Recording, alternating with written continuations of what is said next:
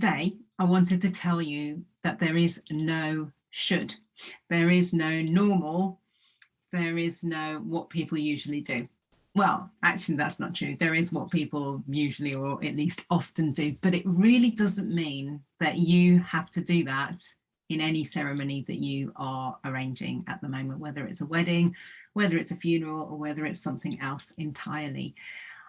If you're working with a celebrant like me, because of course we can help you to put together a ceremony in the way that you would like, and that might feel, you might want to have quite a traditional feel, you might want to have a very familiar sort of a format, in which case we can help you and can talk to you about the kind of format that might be.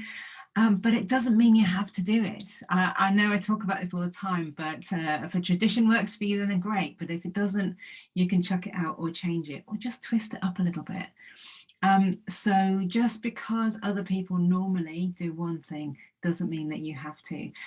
This goes particularly for funerals. I noticed that a lot of the time people ask me if things are okay. So is it all right if we play a punk song at the funeral?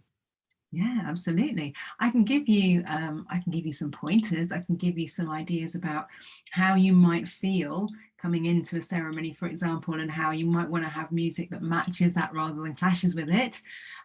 Those sorts of things. But I'm not going to tell you, oh no, you can't have punk. You must only have classical music at a ceremony. None of that is true.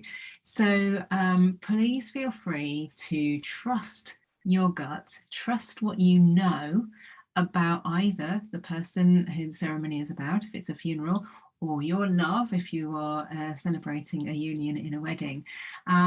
Trust what you know, trust what you like, or what you know that other person liked, and reflect that in your ceremony. I can help you to do that. It's not something that you have to do on your own.